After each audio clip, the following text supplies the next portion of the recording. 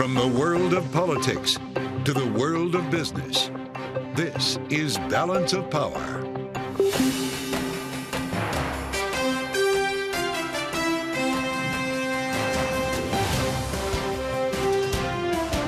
Live from Washington, D.C.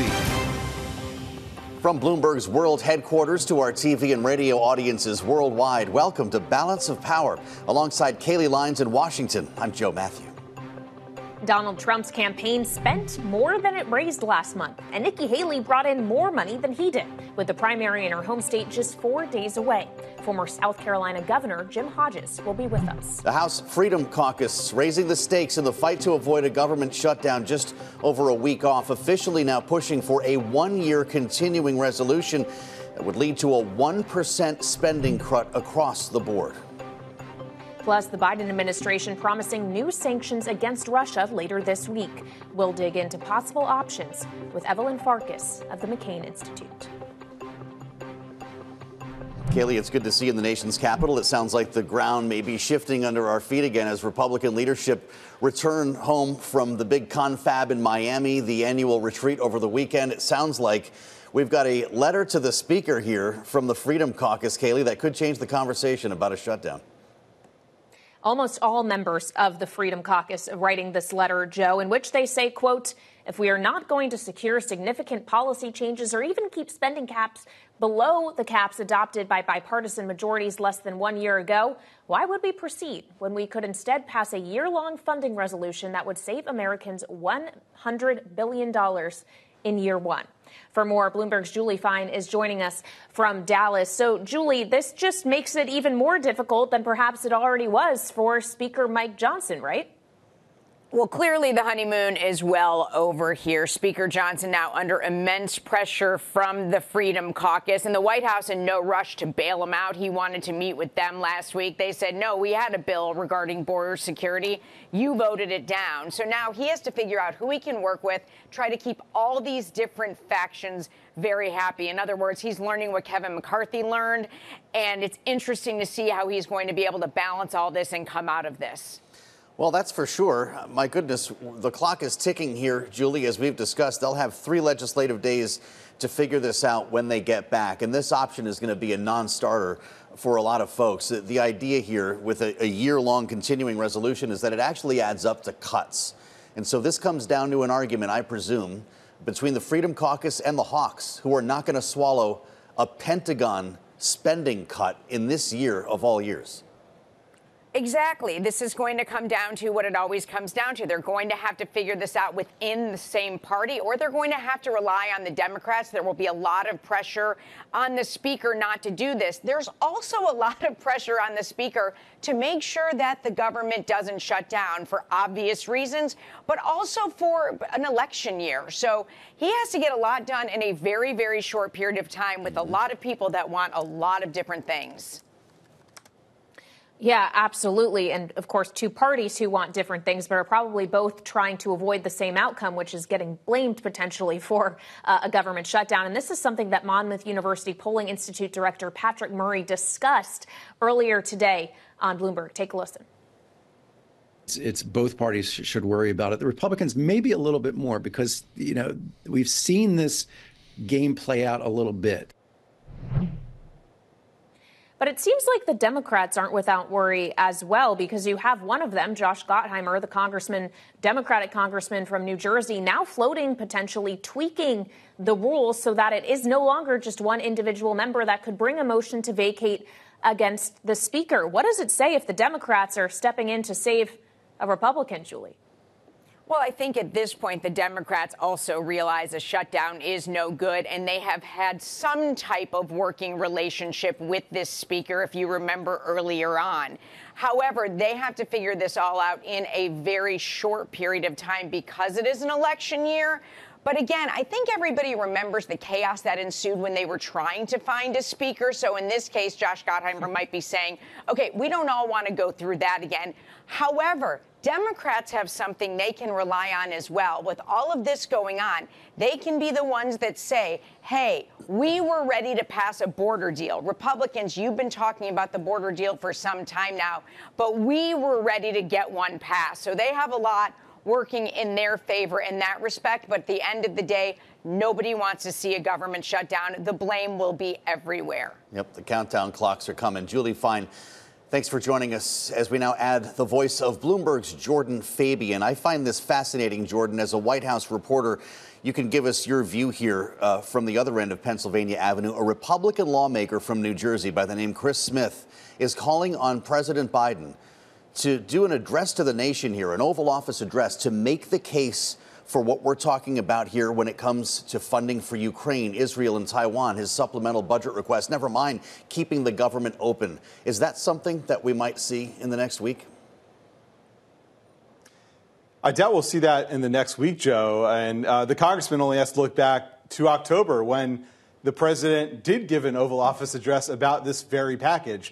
And there's a lot of frustration in the White House because they see a package that they gave a lot of ground on immigration and to meet the Republican demands. And then Republicans at the last minute said, we don't want a deal. So I don't think there's going to be a lot of hand-wringing or jumping through hoops on the part of Joe Biden to try to convince these Republicans who have frankly not been clear on what they would accept as far as a deal on Ukraine and border funding. And of course, Jordan, the president is also focused on other policy areas, including student loan forgiveness, another $1.2 billion, I believe, in loans forgiven today. And this is actually something he was speaking about just moments ago. The economy is growing. It's growing. Jobs, income, across the board. We have the most advanced economy of any major nation in the world. We have a lot more to do. But with the help of all of you college graduates and who've paid off your student loans now, I'm confident we're going to get it all done. And of course, the president speaking from California, where he's been on a big fundraising swing after we saw pretty good fundraising numbers in the month of January. $42 million were brought in. They are sitting on about $130 million now. But what's all the money worth if you can't get your economic messaging to resonate, which at this point we've seen him really struggling to do still?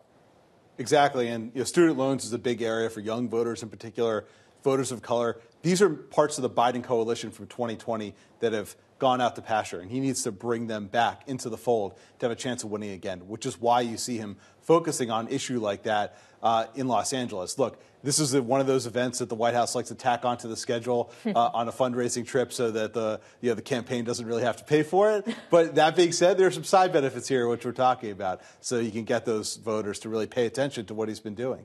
We learned with last evening's fundraising deadline that Joe Biden outraised Donald Trump by a long shot. We also know Donald Trump spent more than he brought in, largely because of attorney's fees. He did a town hall on Fox News last evening where host Laura Ingraham asked the former president about the legal fees. Here's what he said.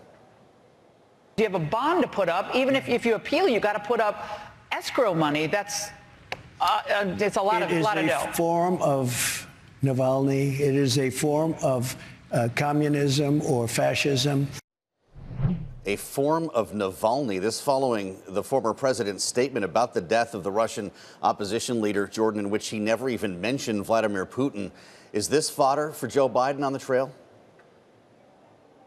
Absolutely. It's making the case, the contrast case, that this Biden White House and campaign wants to make, which is Joe Biden is standing on the side of Ukraine, fighting for freedom, and against Vladimir Putin. And then you on the other side have an opponent who has a long track record of praising Vladimir Putin and is likening his legal troubles to a dissident who was killed in a Russian prison in the Arctic. So sort of Donald Trump making the argument for Joe Biden there in a sense. And perhaps making an argument for Nikki Haley as well, who also has seized on his remarks and been quite critical of them now that we're just days ahead of another primary contest between the two. Bloomberg's Jordan Fabian, thank you so much, as always. And coming up, we're going to speak more about that primary contest. Former South Carolina Governor Jim Hodges will be with us to talk about Nikki Haley's tough odds in her home state. That's next on Balance of Power on Bloomberg TV and radio.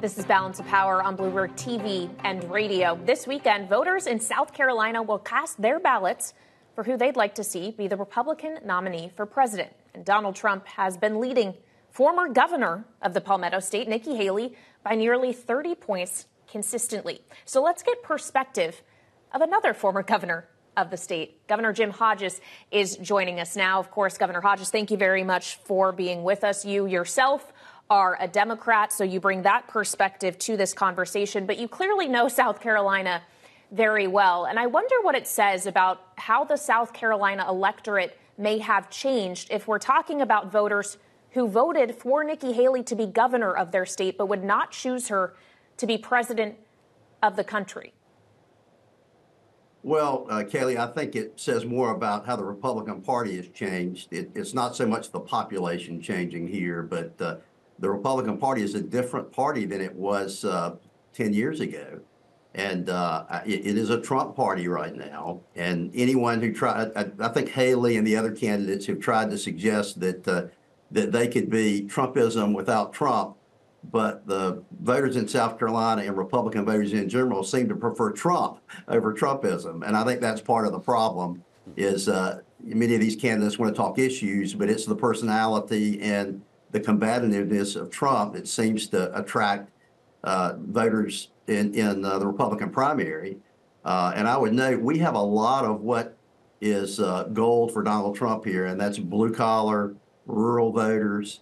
There are a lot of those in the Republican primary here, and they're the ones that will likely decide the outcome of this election. But of course, this is Nikki Haley's home state. I don't need to tell you that, Governor. She had your job. And if the polls are correct, she's about to lose this contest between 20 and 30 points. A pretty remarkable pounding. It would be her biggest loss of the cycle yet. What does that say about the people of South Carolina to turn on their former governor like this? Well, she might be feeling like a Democrat come Sunday, I guess, in South Carolina, with the election success that we've had over the past few cycles. Not been so great. Again, I think it's probably less about Haley. She seems to have campaigned with a lot of energy, and but she is she's come across a bit as the establishment candidate. And I guess it's hard to become the outsider when you're running against a guy like Donald Trump, but there just aren't a lot of establishment voters in the Republican primary. There are not enough of these college-educated voters that have been the key to Haley's performance in other states. And when you put all that in the mix, Joe, you end up with an outcome like the one you're showing now, which is somewhere in the range of 20 points or so. Wow. And it's just a changed party, regardless of her election success here in South Carolina in the past. It's a different electorate, and Trump is like a magnet to Republican primary voters. So, Governor, is it your assessment that this isn't really about policy or issues, it's about personality in South Carolina? It's a lot of that. I think it's a lot of people being attracted to Trump's personality. If you talk to voters, they may bring up a few things like the border and other items like that, but a lot of it is that voters, they hate Washington. They're distrustful of big business. And they see Trump as a guy who will take those aspects on. I don't believe that. I don't think it's true, but that's their view of Donald Trump. And I think that he sold that to Republican primary voters, and they seem to want that. They unfortunately seem to enjoy the fight, and that's really what attracts voters to Trump, I believe. It's all about the fight, and he, in some ways, expresses their anger at the establishment, whether it's business or Washington or political institutions in general, or the media. All those things that they have angst over, he expresses their feelings. Well, this changing Republican Party, as you put it, Governor, is one that apparently cannot be swayed by TV ads. We've seen Nikki Haley outspend Donald Trump by a small fortune in South Carolina. It has not moved the needle. And I wonder if you can speak to that. Are you inundated with Nikki Haley ads every time you turn on TV? Is Trump visible there? Well, you see some Trump ads, and you certainly see a lot of Haley ads. I suspect that part of what's going on with Trump is he doesn't feel like he needs to run the ads. because voters have pretty hardened feelings about him one way or the other. It's not like he needs to introduce himself to voters. They have a pretty good feel for who he is and what he stands for. So I don't know that he really needs to spend those dollars on advertising. Haley probably only needs to, well, I will say this, Haley probably needs to do it some because she's been out of office 10 years. And any of us that have been in the political business know that every year the memory of your service diminishes. So after 10 years, between newcomers and folks who've sort of forgotten, there's some work to do in reminding them of who you are and what you're about. Well, certainly we've seen her still continuing to raise ample resources to do things like spend on TV ads. The January fundraising figures revealed that. They also revealed pretty strong fundraising numbers for President Biden. I'd like to ask you about the Democrat in this mix as well, because we know that South Carolina was crucial to Biden's bid in 2020. Black voters in South Carolina in particular. There has been a lot of conversation and concern in the Democratic Party, though, that a lot of those voters who he needed to win the White House are not for him with the same enthusiasm this time around. Are you feeling that on the ground? I'm not. I mean, let me just say, I've been involved in Democratic politics for over 30 years, and every election about this time, there's hand-wringing about black voters and whether they're going to show up. Always. You hear it every time. And at the end of the day, black voters tend to break a little later and tend to show up. So I think that's going to happen here. I was at some events for the president a couple of weeks ago. There was a great deal of enthusiasm for President Biden and a lot of personal loyalty to him. And I don't think that really is going to be all that different. I do think with young voters, he has some work to do, and that's a critical part of the coalition. And, being relevant to them in terms of the things that are going on. If I could give one piece of advice to the Biden campaign, I think it would be trying to continue to focus on dinner table issues. They talk too much about legislation in my regard and not enough about some of the individual things that are making a difference in people's lives. People don't know bill numbers. What they know is how they feel. And my own feeling is, and the people that I see and talk to feel the economy is improving. And the president needs to continue to focus on that and to talk about some of the very specific things going on in the country now that are better. Productivity's up, which I think is incredible because that leads to higher wages. Wages are up, unemployment's down, inflation's down. Those are some significant things. And that will get better as we get closer to the election and people have had, 6 months of improved circumstances to talk about. But they really need to, I think, focus on those dinner table issues if they want to be successful. All right, Governor, we thank you. He's the president of McGuire Woods Consulting, former South Carolina Governor Jim Hodges. Good to have you with us, sir, on Bloomberg. Coming up, NVIDIA blows the doors off. The fourth quarter earnings report is out at last. What impact it'll have on chips and China trade. We'll lean into that next on Balance of Power on Bloomberg TV and radio.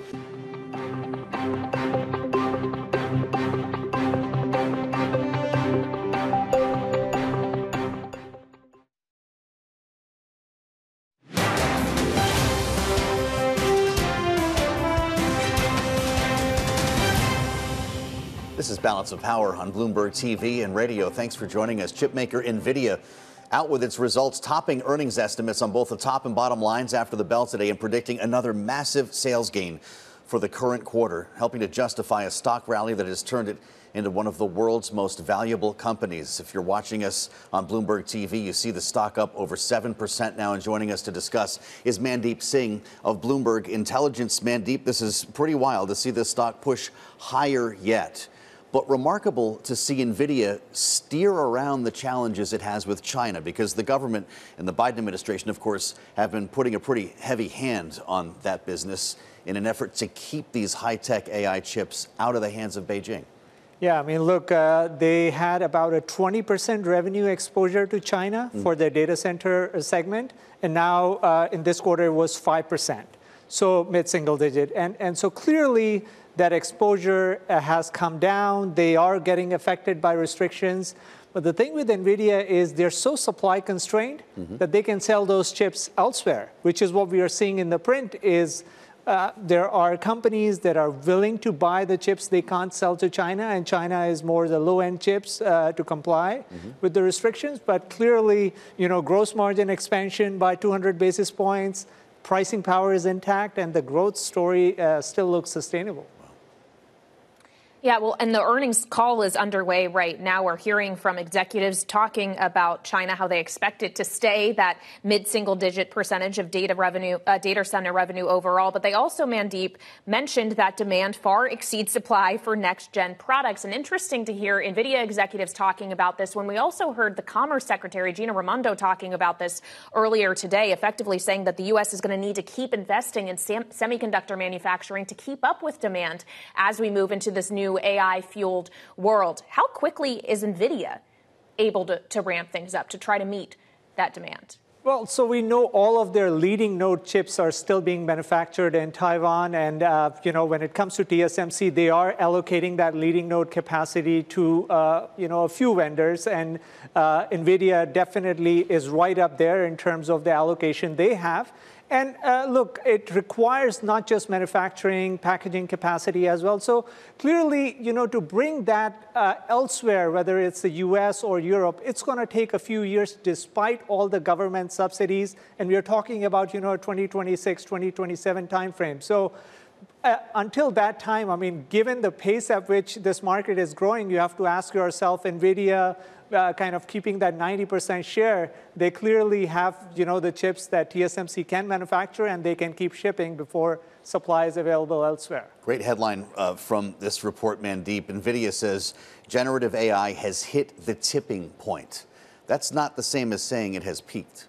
Well, definitely not. And everyone believes we are in the very early innings. The question really for NVIDIA is half of their data center revenue is coming from the hyperscalers, the largest internet and public cloud companies. That kind of exposure, can they keep delivering, with that exposure? Or will one of the hyperscalers say, I'm not going to, rely on NVIDIA? And they are doing it. Question is, how long can NVIDIA sustain that momentum with all of the hyperscalers, given the concentration we know about their revenue exposure? Amazing. All right, Mandeep Singh of Bloomberg Intelligence, thank you so much for joining us. Of course, there's a huge regulatory question around AI as well, as we now have bipartisan work being done. Speaker Mike Johnson and House Democratic leader Hakeem Jeffries deciding to team up on that effort, something we'll continue to follow for you here on Bloomberg TV and radio. But coming up, we'll turn our attention to geopolitics and be joined by Evelyn Farkas, executive director of the McCain Institute at Arizona State University, to discuss the sanctions package the U.S. is set to unveil against Russia later this week. This is Balance of Power on Bloomberg.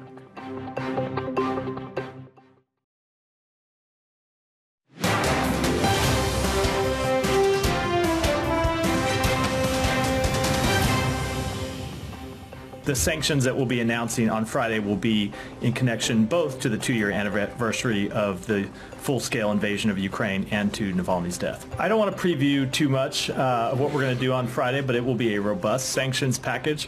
We are always looking at additional ways that we can choke off the Russian war machine, that we can deny the Russian military-industrial complex components that it needs to use to fund its war effort, as well as to hold accountable those involved in it. Matthew Miller, their spokesperson for the Department of State, during a State Department daily briefing that brought us to the matter of sanctions against Russia. Joining us now is Evelyn Farkas, executive director of the McCain Institute at Arizona State University. Evelyn, it's great to see you.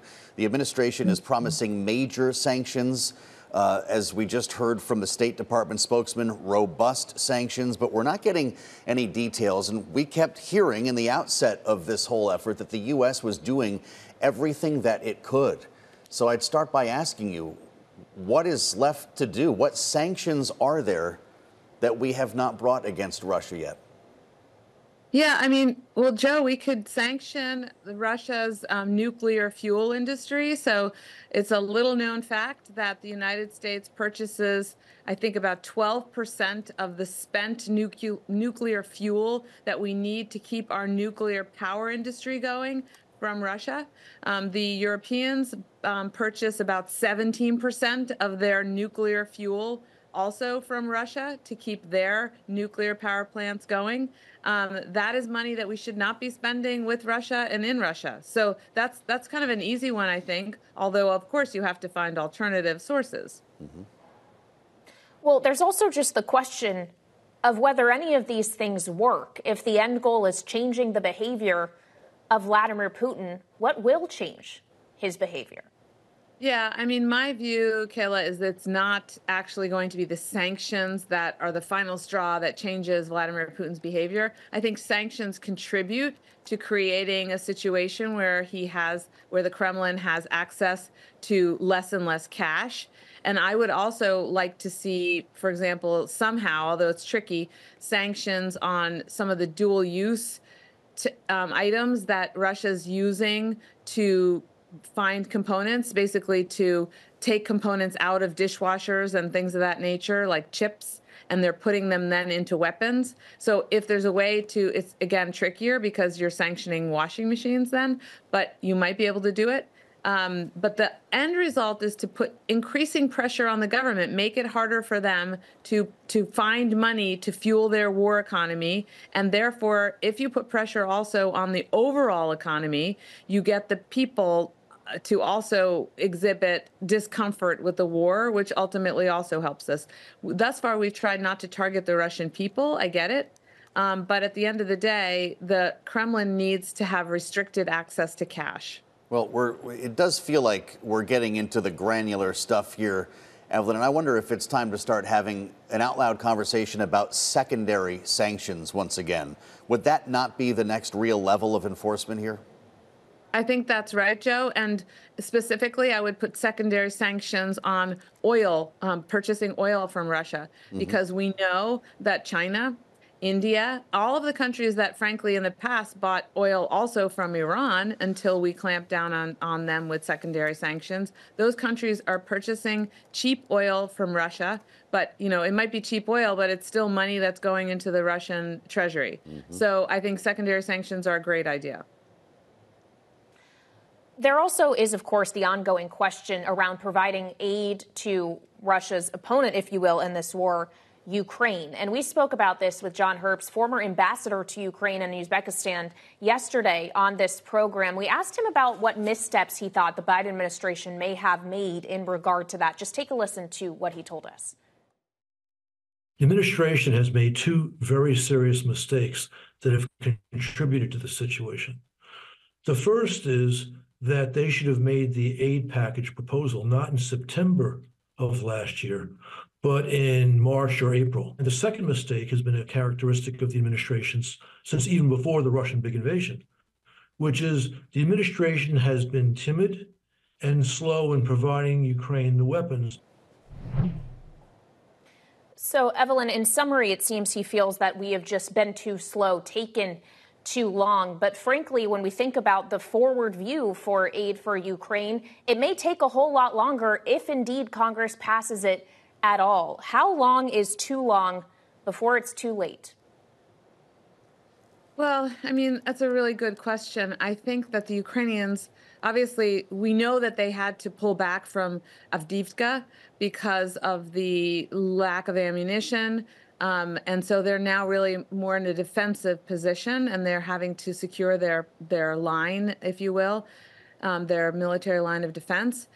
The Ukrainians can hang in there, and they will hang in there, and they will fight, but at great human cost. And so it's up to us to, as quickly as possible, give them the basic ammunition, but also, frankly, the weapons that we have been withholding thus far. Because there's another element of this that my good friend Ambassador Herbst, maybe he mentioned, but it wasn't in that clip, which is that we should be providing longer range artillery, the ATACMS with a longer range, for example, to Ukraine so that they can attack Russian military targets in Crimea. They can attack the Kerch Strait Bridge, which links Crimea with the Russian mainland and is used to transport military material. So there are things that we can do also, not just in providing additional assistance, but really good, game-changing, potentially, assistance. Evelyn, it was months ago when we asked you about providing F-16s to Ukraine. At one point, it was a flat no, then a maybe, then it was yes. Are F-16s making their way to Ukraine, and will they make a difference? F-16s are making their way. My understanding is that they're training pilots. There is a bit of a challenge because you have to come up with the necessary number of pilots. And of course, Ukraine can't spare. They can barely spare pilots from the ongoing fight. So that is a stressor for them. But I think they will take as many aircraft as they can get and put their pilots through the training. It is a mathematical question and a time question. So I'm not sure how much the F-16s will be a huge game changer. But, you know, if they can bring them onto the battlefield with an element of surprise, that could be useful. Remembering President Zelensky's call to close the skies. Evelyn Farkas, it's good to see you at the McCain McCain Institute at Arizona State University. Great to have you with us again on Bloomberg. Coming up, the House Freedom Caucus is now pushing a one-year stopgap as a partial government shutdown looms just over a week from now. We'll dive into the details in a new letter to Mr. Speaker with our panel next. This is Balance of Power, Bloomberg TV and radio.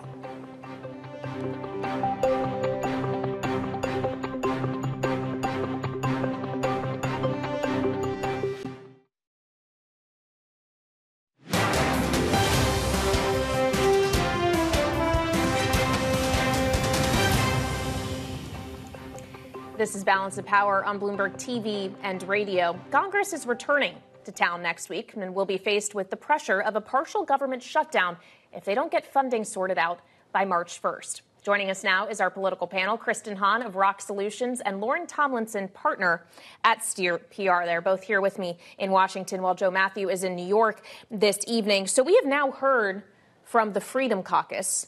Lauren, perhaps it was only a matter of time, and it's not every member of the caucus, I would note, that has signed this letter to Speaker Johnson. A few of the appropriators actually decided not to. But they have written, if we're not going to secure significant policy changes or even keep spending below the caps adopted less than 1 year ago, why would we proceed when we can pass a year-long funding resolution that would save Americans $100 billion in year one? How much harder does this make the job of Mike Johnson in trying to stop this shutdown from happening if they're saying 1 year CR, take that 1% sequester, that should be the way forward? Yeah, and, you know, the problem is with the 1 year sequester is when you're looking at it from a national security perspective, if you're just going to give the Pentagon that type of cut, it's from they're already having to do it right now. It's from weapon modernization programs, right? Because troop pay is set. So when you pursue policies like that, it has unintended consequences towards policies that I think the Freedom Caucus would normally support, which would be, for example, making sure that America is prepared in case of conflict in the Indo-Pacific region, for example. However, this does force Johnson to kind of make the decision, is he going to work with Democrats and get something done and possibly face a motion to vacate, or is he going to be governed by the House Freedom Caucus, this small group of people? I think he's got a real leadership test here to decide what he wants to do, and I would hope that he decides with the slim majority that he has in the House, he's going to have to pull in Democrats if he wants to get anything done and have a responsible budget. So let's game this out, Kristen Hahn. It seems to me that this turns into a battle royale between the Freedom Caucus and the hawks, who are not going to put up with a cut to defense spending in the middle of what's happening in Ukraine, Israel, throughout the Middle East. I could keep going here. Haven't mentioned Taiwan recently in this conversation. That across-the-board cut would kick in April, and this is going to have to be resolved by then. Who wins? I mean, I think at the end of the day, the Freedom Caucus very seldomly wins because, they're just not governing responsibly. With this narrow of a margin in the House, you're going to have to work with Democrats. Now, you know, I think what Josh Gottheimer is doing is an interesting thing, because when you have one person that can ask to vacate the chair, you can't govern responsibly. And when the Freedom Caucus is saying out loud to the press right now that they're fine and actually maybe even advocating a government shutdown, that's not a long-term way to govern. So I think the only way forward is to work in a bipartisan manner. Whether the speaker is able to do that, we'll see. Well, you raised the Gottheimer resolution, which essentially would change the rules so that it's no longer just any one person. It was Matt Gaetz in the case of Kevin McCarthy can put forward this motion to vacate. I guess I have a two-pronged question. Are there going to be enough Democrats who would be on board with that? And would Mike Johnson himself welcome a change of the rules, knowing that could upset as well members of his own conference? I think you just talked about a number of things that are the complicating factors behind something like that. It's kind of like, with when you're trying to a discharge petition, you're looking at defying your own caucus. At some point, Mike Johnson has to make the decision, am I going to upset this small number of people who are going to keep me from governing at all for the rest of my term as Speaker, as long as that may be, or am I going to work with other people? Now, he's got to make that determination. I would guess that right now he doesn't want to upset that faction of his caucus. I'm assuming that Congressman Gottheimer is working with other Democrats who are members of, a bipartisan group that he works with, the Problem Solvers. But that's something that, I think Mike Johnson's going to have to deal with. This is all coming off a leadership retreat in Miami over the weekend, Lauren. This was an opportunity for Mike Johnson. He was right there. He had everyone in the room. He did go to Mar-a-Lago as well, as we saw the photograph on Twitter of him with the former president. Would that not have been the time to cut a deal here? How does Mike Johnson leave Miami without a plan? I'm not sure. It seems as though the Miami conference was really more of a listening tour for him, and I think that that's going to prove difficult if the conference wants to be led and told and have a leader that's advocating positions, or if the conference wants to be member-led. Johnson is taking more of the member-led approach because that is what the conference indicated that they want, but I'm not sure that that's going to be a successful leadership style with this many factions within the House conference at this point. So, what we would expect and what we would hope is that he's coming back from Miami and he has some direction on how he wants to move forward.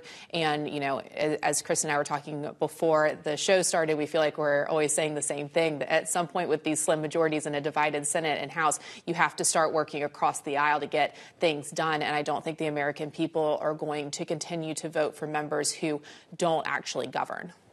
Well, of course, in their business of governing, it's not just writing bills, it's also inquiries from time to time, including an ongoing impeachment inquiry. In fact, James Biden, the brother of the president, appeared in Congress today for some closed-door testimony. He said, and this is part of a statement that Politico obtained, "I have had a 50-year career in a variety of business ventures. Joe Biden has never had any involvement or any direct or indirect financial interest in those activities." And of course, it also follows the news we got of the Justice Department indicting a FBI informant, Alexander Smirnov, basically saying he entirely fabricated his allegations around the president's son, Hunter Biden, the president, and their dealings with Burisma. Where does an impeachment inquiry go from here when you're faced with the lack of a smoking gun, as we're coming to see? Yeah, I think that they're going to have a real problem with making that case. Does the impeachment inquiry end up just giving political fodder for the campaign? And is that the best use of congressional resources? I think that's a real question here, too. I think as they continue to go down this path, they're finding less and less impeachable offenses. And that at some point they're going to have to look up and make the case to the American people that this was actually worth taxpayer dollars to go down this path. So what do you think of this, Kristen? Does Joe Biden have an opportunity to affect this narrative? We've been through hearings that devolved into nothing. Now this closed door deposition. How does he shut it down?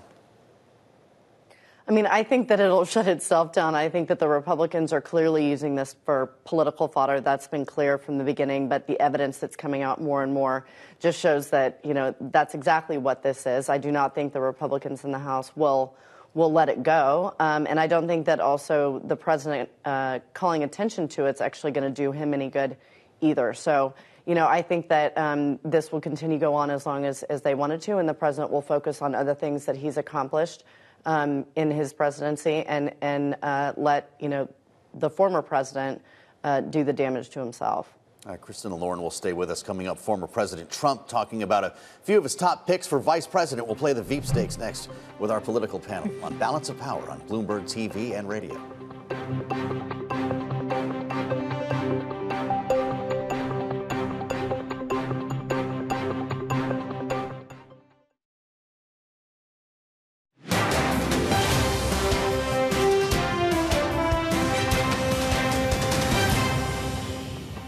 In a very positive way, Tim Scott, he has been much better for me than he was for himself. I watched his campaign, and he doesn't like talking about himself, but boy, does he talk about Trump.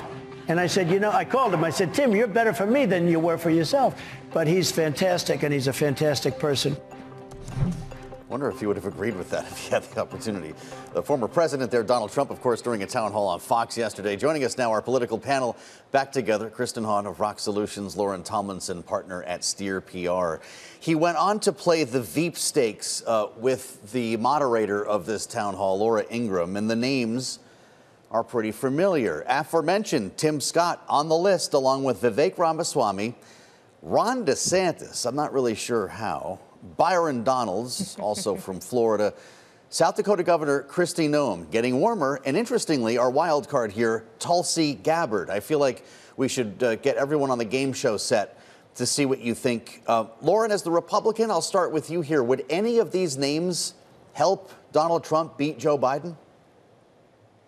I don't know that any of them would help beat Joe Biden, but I do think that for Trump, this is entertainment. This is the fun part of the process for him and his followers, where he gets to tease out the VPs and create some headlines and stay in the news. So I think we'll see this Veep stakes go on, the storyline go on for a while, and ultimately, I don't think he's going to be making a decision that helps him, with any of the electoral politics. He's going to make a personality-based decision on who he thinks that will defend him the most. And will be loyal by his side, and that who will energize his already very loyal supporters. Of course, he is not yet actually the Republican nominee. We still have to get through South Carolina and any other number of states, because we've only actually had 3 primary competitions thus far. It seems that Nikki Haley has plenty of ammo to keep this thing going. We got the January fundraising number. She outraised Trump last month. Trump actually spent more than he took in. And of course, he has many legal battles he needs to fund. What does all the money in the world matter, though, if you're polling so far behind him in the state in which you served as governor? And frankly, why are donors throwing arguably good money after what arguably is looking not so good right now? Well, I can't get into these donors' heads, but I do think she's got a longer-term play, and she has to, because she's not going to win this nomination. So I'm thinking she's probably thinking longer-term, 2028, thinking about how, she could play. She wants to establish herself as a national figure. She was a popular governor in South Carolina. They don't seem to be wanting to vote for her now. But I think it's probably a longer-term play. Certainly, she's not playing at this point to be the running mate of Donald Trump. That's pretty clear. Kristen, we talk about no labels quite a bit around here as the great fear that Democrats have going into this cycle. That would be the spoiler. The idea that votes would go to Donald Trump or come away from Joe Biden. We saw fundraising from RFK Jr. here as well. He pulled in almost $3 million. He spent more than he brought in.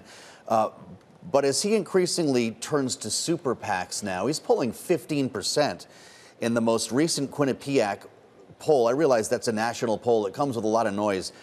Why are we obsessing over a no labels candidate that does not exist yet, when this man is right in front of you here? RFK Jr. could potentially, with this trajectory, end up on a debate stage in the general election, no?